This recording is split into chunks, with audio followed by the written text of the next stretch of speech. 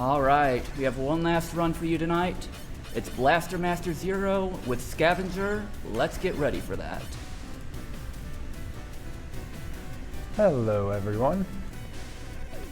Welcome to Blaster Master Zero, our final run here at Buckeye Speed Bash. Just to double check, Shantae's still ahead in the donations? Yep. All right. It wasn't even close. I know, it was amazing how hard Shantae rocked it. All right, without further ado, we'll get started. Time is going to begin pretty much right as soon as the tank pops up on the screen after the little intro sequence. So Shantae was a DLC character for the game, and as such, she can skip quite a bit of stuff that Jason has to go through. We'll get into that as we get there. She also gets a pretty pink and purple tank. Time started back there. Sorry, I should have announced that better. She gets the best tank out of all the DLC characters. It does look really good. I failed that jump. Already off to a great start. Yeah, this is a remake of the 8-bit Nintendo classic with a few twists and new elements and obviously updated graphics and music. All of the DLC characters are from other games, and they all bring a completely different skill set and ability set to the table, which makes playing as them feel completely different. The DLC characters, in addition to the default character in the game Jason, are Ikoro from the Galgun series, Gunvolt from Mighty Gunvolt Burst, Shovel Knight, and of course Shantae from the Shantae series, which is who we are playing right now.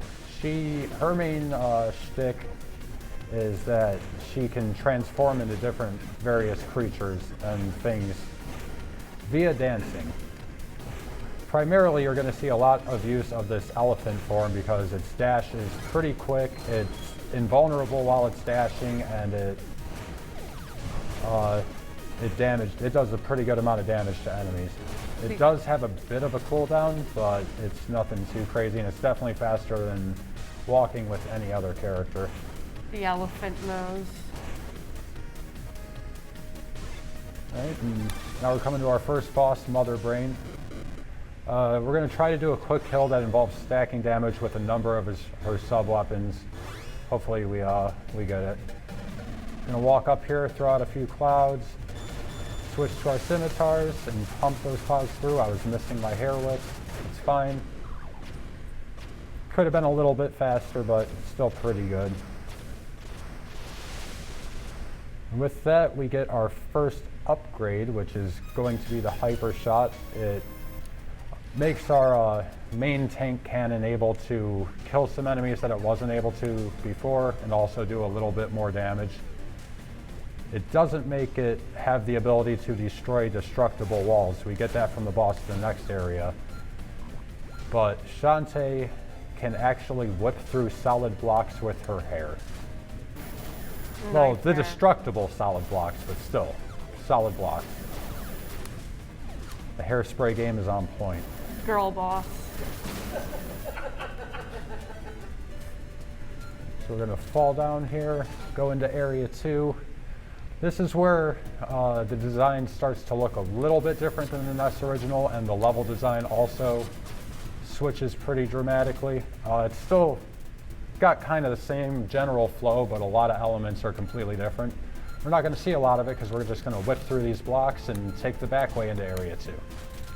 Normally this is a path intended for backtracking later in the game and getting to area 1 quickly from area 3, because this game you have to do numbers all out of order. It's a Metroidvania, so you have to do quite a bit of backtracking.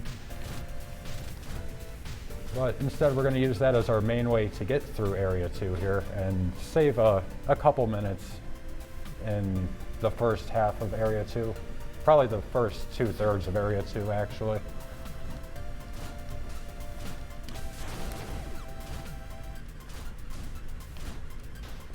It is possible to finish the game with Shantae without actually beating the Area 2 boss and getting the Crusher upgrade to destroy blocks, but it's a lot slower because of some rooms in Area 7 that have a lot of destroyable blocks that you would just be spending minutes extra whipping through all of them. Same with Area 8. But it does save a lot of time being able to skip that first part of Area 3. Or Area 2, I meant. The parts we skipped a little bit ago. Good job. I don't know numbers. How do they work? Alright, this dungeon has the potential to go south really fast. There's some pretty tricky lava cycles to hit here. If I mess them up, I'm probably dead. Gotta take a second to go out of our way and refill some of our stuff. So we absolutely need sub-weapon energy for this boss.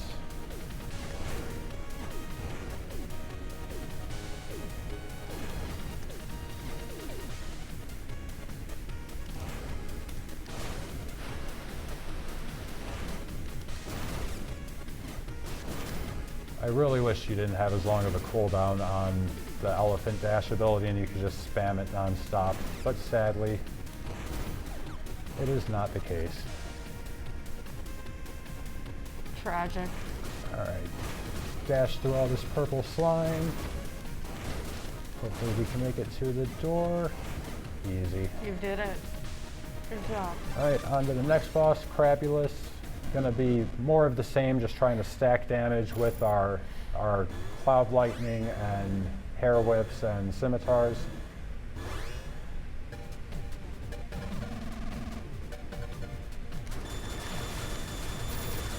Why are the scimitars not coming out? Because I hit the wrong button. Good job. I am good at video games. Yes, you are. Hey, we still got it down. Would you say you are the blaster master? Stop. Can we mute her microphone by any chance? We could, but why on earth would I? Fair.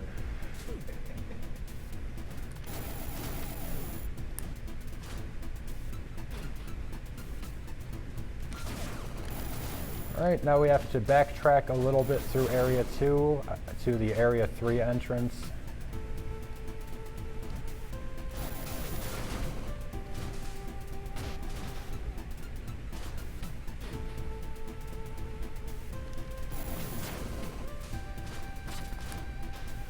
When we get to Area 3, there will be a new mechanic that wasn't in the NES original, which are some...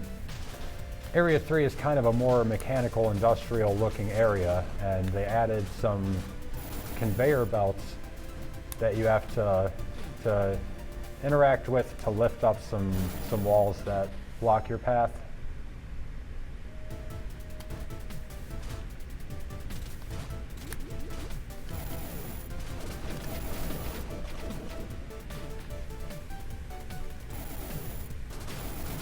Those, I don't know what their actual name is. I call them gumball machines. They can take you out so quick. They just throw out all their little gumballs, and each one of those do huge damage, and they like to just bounce you around into each other. I shot a missile at that screen transition to carry it through to this screen where it hit an enemy right on the edge of the screen. That's a strat I actually discovered practicing this game in the practice room at AGDQ 2018. Just completely accidentally did that and was like, oh, that was kind of cool. And it makes dealing with that turret much, much easier. There's the conveyor belts and walls. Got clipped by that enemy, but it's fine. Don't do that.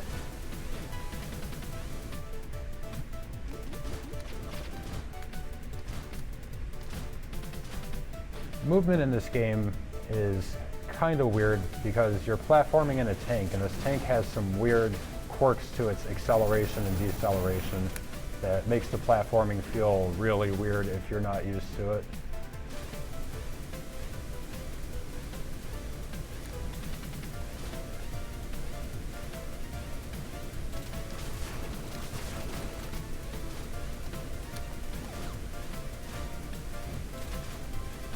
We're going to try to not have to open this too much by shooting to raise these walls up. If you shoot them, you can raise them up, but it only works like head on. You can't do it from like really weird angles and open them from the side or anything, unfortunately. If you could completely bypass needing to sit on those conveyor belts and turn them. We're going to skip this save point here, because when you go into the pause menu and save the game and then soft reset, you go back to whatever your last checkpoint was with whatever items you got. So we're going to use that to save warp back to the beginning of Area 3 without having to backtrack all the way through the area. It also means if we die to this boss here and it gives us bad RNG, we're kind of having to do all of Area 3 again. Let's hope that doesn't happen. Watch out for the evil deer. All right, good pattern. No.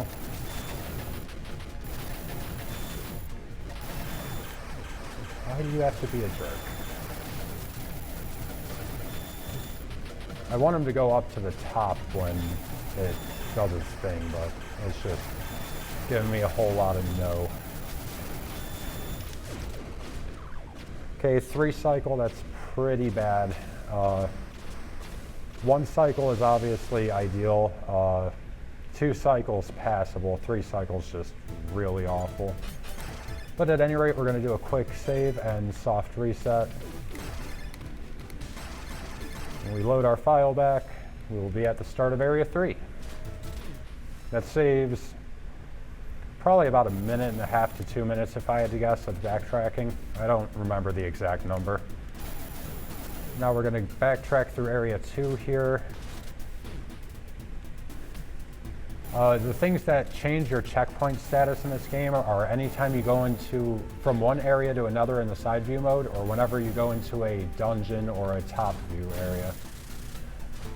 The Area 3 boss gave us hover, so we're going to use that to scale the wall on the first screen of the game and get to Area 4.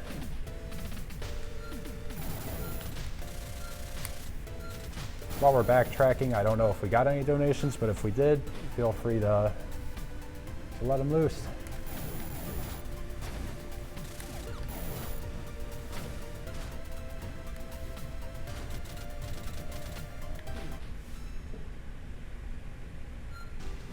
Doesn't seem as if we did.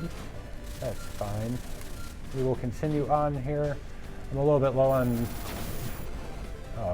I'm not low on health. I was low on sub-weapon energy, so it would have been actually nice to have grabbed that, but it's fine. We can make this work. I just got to kind of try to conserve it a little bit. I only need 4 bars to actually get up the wall.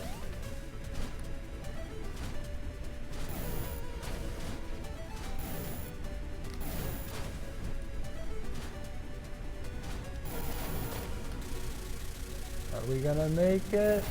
Barely. You did it, yay. Now we're gonna go up this wall. This will get us into the room with the entrance to Area 4. Area 4 is the sewers. It was, in the NES game, you just completely skip this area. You go straight to the Area 5 entrance and move on. You're supposed to get a key from the Area 4 boss and use that to open the gate to Area 5. They slightly redesigned that room in this game to make that not possible to do anymore, sadly. So we're going to hit this save point here. That's going to set up a quick save for later in the level. So as soon as we get the key from the boss, we're just going to do another save warp. It'll put us right back there at the gate. Doesn't save as much time as being able to just outright skip the area, but it does save probably 2 minutes or so, a little bit more. More bees? More bees. Not the bees. If you didn't get enough bees with PKBs earlier, here we are. More bees. Always more bees. There can never be enough bees. You like jazz? Okay, we're going to drop down here, fall through the water, and shoot the blockage there. That'll let us jump out of the water and hover up over here.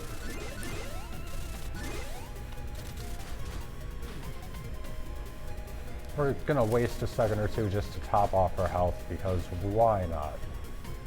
It's a marathon run, better to be safe.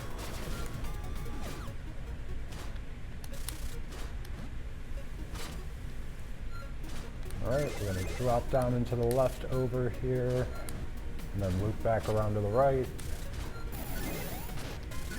Jump straight into this pink bullet looking thing. This is fine. We got bonked, that's also fine. As long as I don't completely botch it, we should have more than enough health for the boss coming up in a moment here. Our good old buddy Fred the Frog. Oh yes, Fred. It's a pretty quick and easy fight. You just mash him down. Get a couple early hits by doing that, and then just power mash him.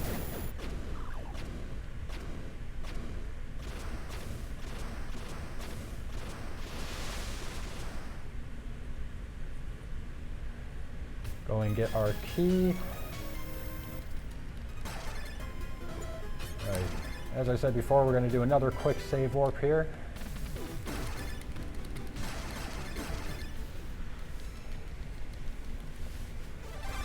And now, Jason cannot do what I'm about to do, but the DLC characters can. What I can do is I can leave my tank wherever I want, and then just instantly bring it right back to me via my menu. So we're going to go over here, and I actually need a full sub-weapon meter for this next segment, so we're going to do a quick retry to refill that and summon our tank back to us. We needed that sub-weapon energy to hover all the way across this water here and go meet up with our buddy from Shantae, Squid Baron, who is a recurring boss in the series. One of my favorite bosses in all of video games, honestly. He's pretty great. But yeah, he gives us the Mother Brain transformation, which we will use to just absolutely wreck a couple bosses later in the run. I'm going to swim around. It's quicker to swim down than it is to wait for the tank to fall down. And we have to do most of this area outside of the tank anyway, so it makes more sense to just hop out of the tank and swim down. It does make this enemy take a little bit longer, but you make more than that amount of time back up and not slowly falling to the bottom.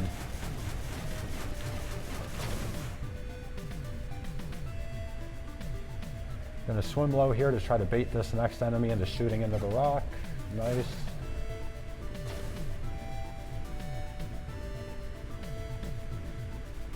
Shantae can swim backwards. All the characters can, actually. This is another thing that was accidentally discovered while practicing for AGDQ 2018. It doesn't make you go any faster or anything, but it does like change your hitbox properties and makes it so you can get around some corners a little bit easier. And it also just looks funny. Yeah. I mean, she can moonwalk too.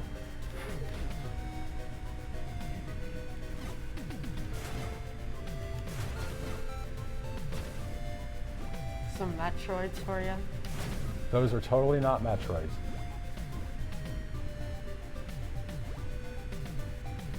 Those are totally not Metroids in a game that also has a boss named Mother Brain. Nope.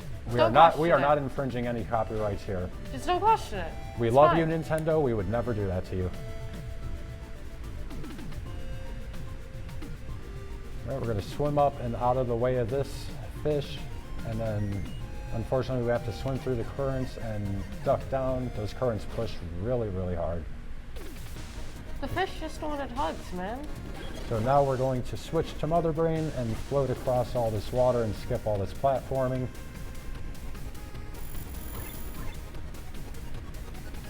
I might have to farm some sub-weapon energy at the end of this dungeon area. It's going to depend on if the last enemy gives me a random drop or not. If we get a random sub-weapon drop from him, we're good. If not, we have to come back in and farm a little bit. Look at how wrong this crab does this poor shark. Yeah. It's a neat effect, though. It is, but the poor shark, what did he ever do? Alright, drop. I think we're gonna just grab more sub-weapon energy to be safe. I don't trust that. I also don't trust that. Don't trust anything in this game. That is the truth. I'm gonna have to do another quick retry exploit in a moment here. Just because of getting hit. I absolutely need full health for this next boss strat, and even then it can go south really easily. This is the hardest boss kill in the entire run.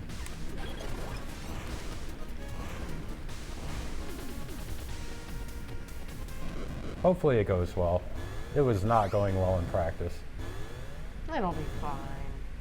Sure. We're going to try to dash through and then just stack a bunch of damage on his butt. And we got it. Nice. Goodbye, Zoidberg. This is for what you did to that shark. You might notice I'm at 1 HP there. Like I said, we needed absolutely full health to pull that strat off. And that gives us the dive gear. That allows us to maneuver our tank underwater, which is handy because that's exactly what we need to be able to do to get to the next area, which is the staple ice area that every platformer in existence apparently needs to have. Do we have a moment for a quick donation? We absolutely have a moment for a quick donation. We have a $6 donation from SCR. Says, no joke, my high school's mascot was bees, and our crosstown rivals mascot, also bees. Oh no, that's not good. So I just died, which is going to cost us a little bit of time. It's fine. I didn't realize my health was that low, or I would have maybe tried being a little bit more cautious. But yes, thank you for the $6 donation. Everybody loves bees. Except for people that are allergic to them. Oh, that would suck. Wait, I'm allergic to them. Yeah, I was gonna say. Okay, there we go. Now we're gonna call our tank back, use our newly found dive gear to zoom through the water.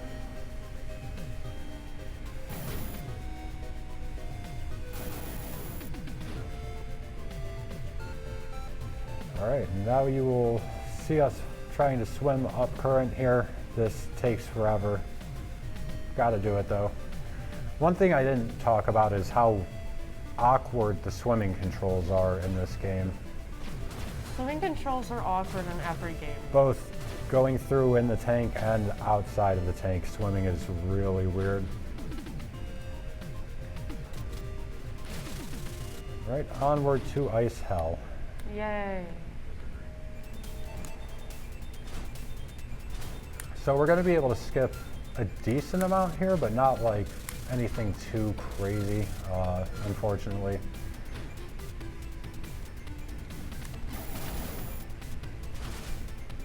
We're going to be able to skip some of the nastier rooms of this area for sure. Got to go hit this, which freezes over this section of the area.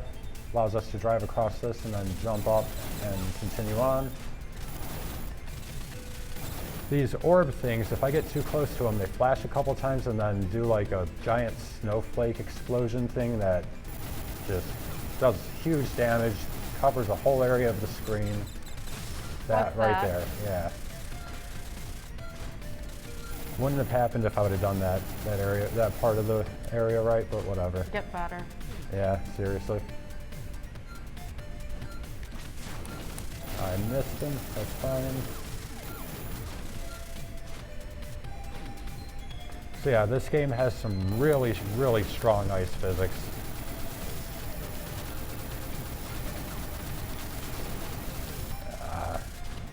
Then I got hover glitch. So the hover glitch is a nice thing that happens if you press jump on the exact same frame that you land on the ground. You don't jump, you instead just hover 1 pixel up above the ground, unable to really gain any height, and it just wastes all your hover meter pretty much.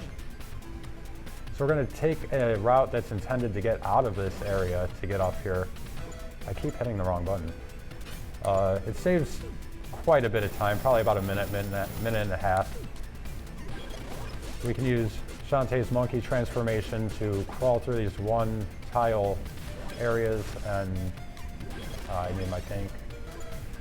And destroy all these blocks and continue climbing up. You're supposed to do this after you get the Area 6 upgrade, which is the wall upgrade. It allows you to drive up and down walls.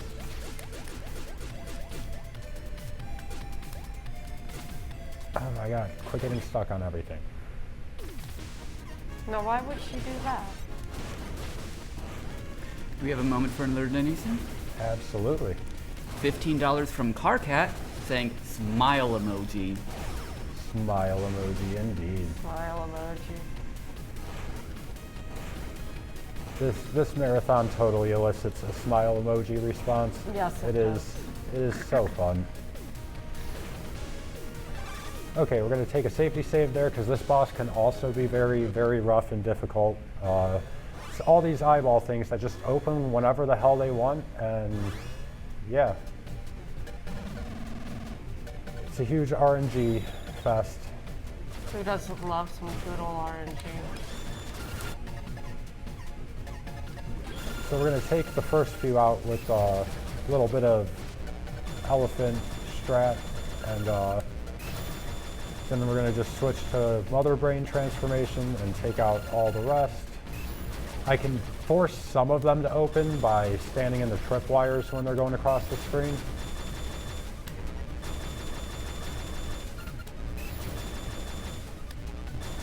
This is such Come on, a good open. boss fight. It really depends on the character. Some characters have really interesting boss fight strats for this boss, but yeah, Shantae, it's pretty boring. You're just kind of spamming Mother Brain's attack and hoping they open eventually.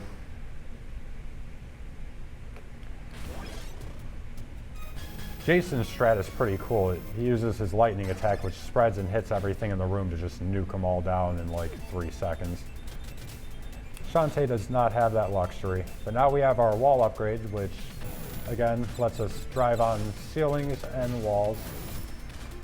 Oh my god, go down, thank you. Shantae is a horrible driver. It's not Shantae, it's me. But you're the one controlling Shantae. So technically it is still Shantae.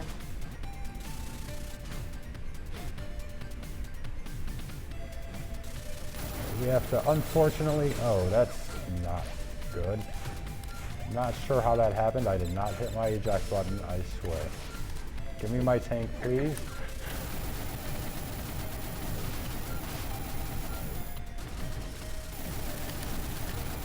Okay, that was really bad and sloppy, but we got through it.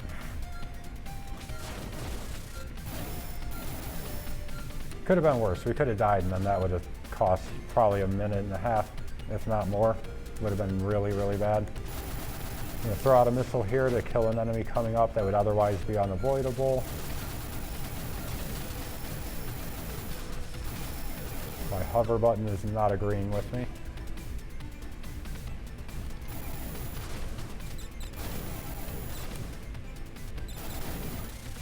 Yeah, the quickest DLC character in this game is Gunvolt, but his run is also really, really difficult, and I don't really find it a whole lot of fun. Like, I don't find his mechanics fun. I actually did have world record for any percent for all 5 characters in this game at the same time for a while, but I don't have it for Jason anymore, and I don't have it for Shantae anymore. Sad. Last I checked, at least. I might have lost it on other characters too, but as far as the last time I checked, I still had Ikoro, Shovel Knight, and Gunvolt. So we're supposed to take a top route there and use our wall upgrade to get through and up to where we gotta go. Instead, we're gonna use the curves to quickly get back and bust up through the rock there. Unfortunately, this next segment is just a lot of backtracking. We got to go back to Area 4 from Area 5, and then from here we have to go back to the first area. We're going to skip having to go all the way around this because we didn't actually open that gate fully by summoning our tank back. Not a huge time save, but probably maybe 15-20 seconds between both visits to Area 4. Lucky health drop there.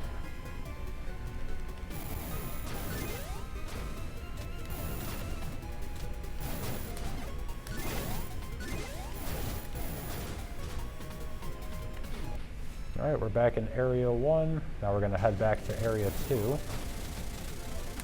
Oh, I ran out of hover. That was really unfortunate timing on that. Good job. Hopefully I get some hover drops soon. I don't like absolutely need them by any means, but they're nice. Well, you know the game's not going to give up to you. I mean, your hover gauge automatically recharges in this. They're just, it's nice to have some hover on that screen. It recharges rather slowly, but it does recharge.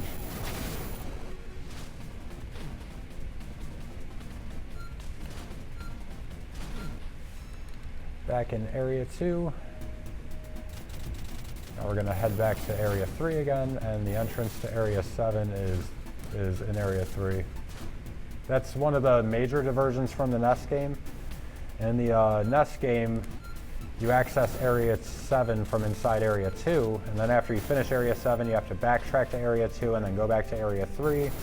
And then the entrance to Area 8, the final area, was in Area 3. This one, you go on to Area 7 from Area 3, and then you go on to 8 from 7. And then if you get 100% completion, there's a extra Area 9 with the true final boss and true ending.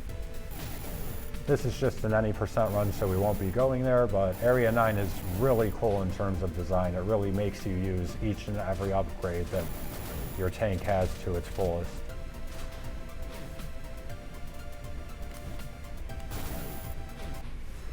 Back to Area 3. Having hover here is nice because we can skip having to drop down and deal with some of the conveyor belts there. Nobody likes conveyor belts. They are kind of annoying in this game. Kind of, or very?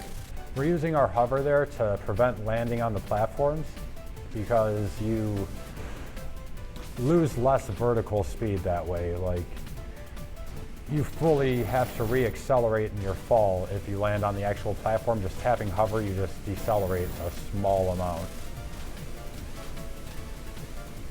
So we're going to hit this vertical conveyor belt with our wall upgrade to open up Area 8. Or Area 7, I'm sorry. How are we on hover? We're good. I probably should have done the retry thing there to refill my health just to be extra safe, but You'll be fine. here's hoping. We're going to save a second or two by calling our tank back instead of hitting the switch to lower our tank.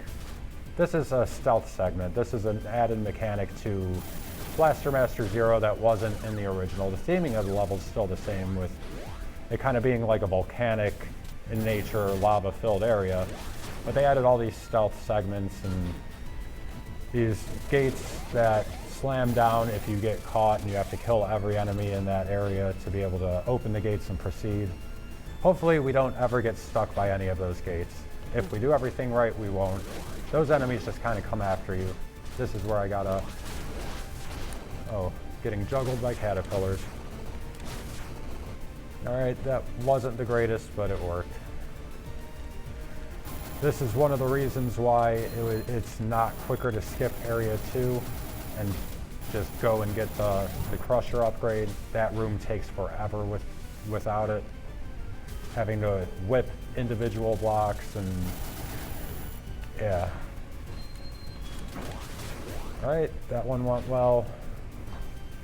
I'm essentially trying to hit them with the three-way missiles right as it spawns all three of its caterpillars and instantly nuke them all.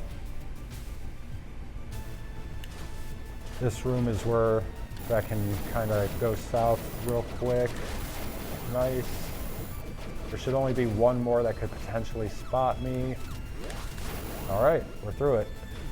The worst of this area, well, not quite the worst of this area is over, because we still have the first dungeon area coming up, which is terrible. It's very precise, and if you mess up any of it, you're pretty much guaranteed to die. I'm switching to monkey form because it's quicker than trying to crawl through as Shantae by a large margin. All right, this is the hard room here.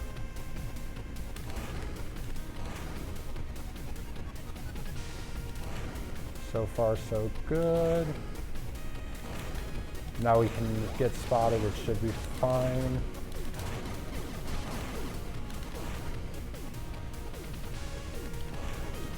If you get spotted any earlier than I did, the screen just gets flooded with unavoidable bullets, and you're dead. Okay, so here we come to Skeleton Boss. In Area 7 in the NES game, we fought a palette-swapped Area 4 boss. In this, they moved the first boss in Area 8 to be the boss of Area 7, so as to not have any repeated palette-swapped bosses. And they gave him a very creative name, as you can tell. Yes, and you fought him in the overhead dungeon view in the original game. They turned him into a side view boss in BM0. And to make up for it, you get 2 phases in the final boss of Area 8 instead of just 1. All right, Skeleton Boss is down. And we're going into the final area of the run, Area 8, which can be very, very nasty. It's a little bit slower to do this, but I'm going to hit retry as soon as I get in here to refill my sub-weapon energy and my hover energy, because that helps a lot with Area 8. Very likely to die if I'm not close to full on all my resources.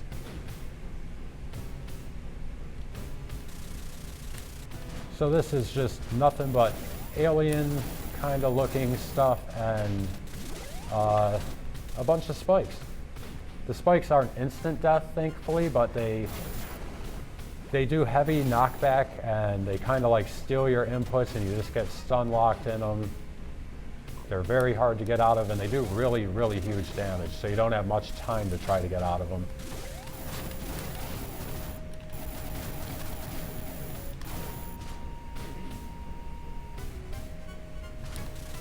This is a room we used to call the Purple Hellway in the NES game, because it was just always really difficult to get through because of the way the wall upgrade works in the NES game. This, they gave the wall upgrade its own button, so that room is pretty much trivial.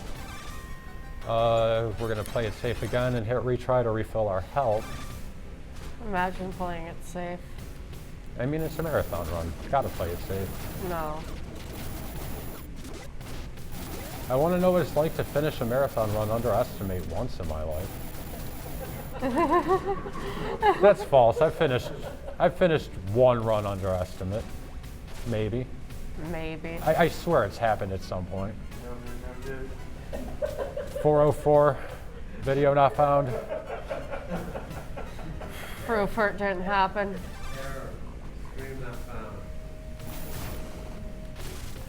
All right, so far Area 8's going pretty good. This room can be very dicey if it doesn't go perfect. Okay. That could have been a lot worse. More bees. Gonna do some hovers here to skip landing and save a few frames here and there. And then blow them all by getting clipped. Oh, that's... Oh. You jerk.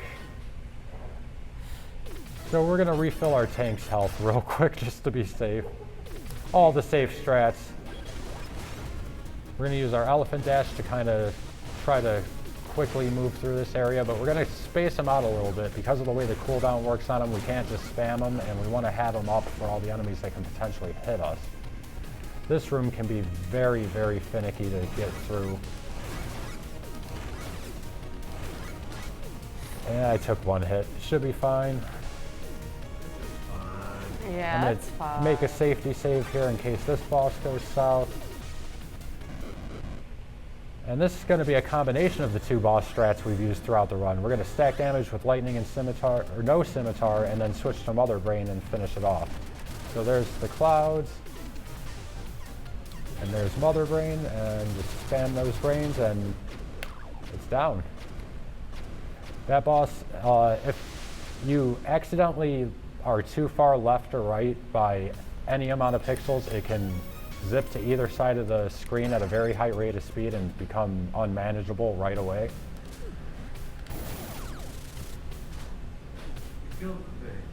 Yay! We killed the thing, and now we're on our way to the final dungeon of this run, because we won't be doing Area 9. It's not a 100% run.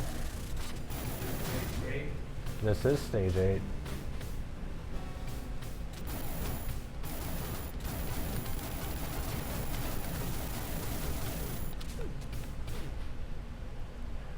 Alright, so this is a bit of a maze, a teleporter maze. It's easy to get lost in your first playthrough.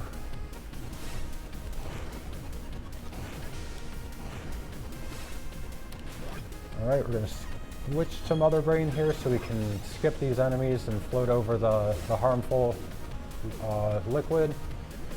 And we're going to use Mother Brains for both forms of the final boss anyways, so it just kind of works out nicely. First form of this boss, we're just going to kind of dance around back and forth and throw out my mini brains at him.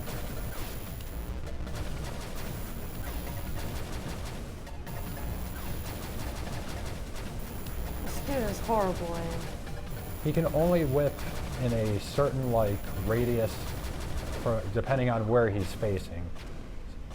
So if he's facing sideways and you're more than 45 degrees below, you're safe. If he's facing downwards, same but to the left. Now this is an RNG fight. I might die here, we might get the kill. It's entirely up to the game. And this is what we're doing, huh? This is all kinds of bad. All right, time. How do we do? Not horrible. Underestimate. I'll take it because it was underestimate. I was kind of hoping to get a sub 40, but I'm okay with this. This was a decent run. Couple little nervous mistakes.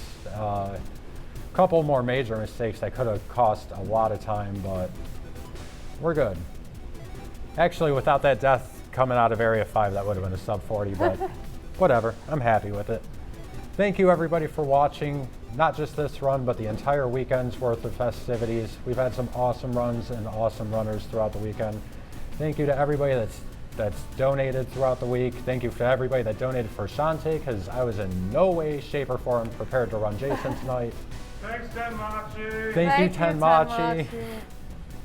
We love you, Tenmachi. Yeah, that's gonna be it for this run. Thank you, everybody. All right, thank you, Scav.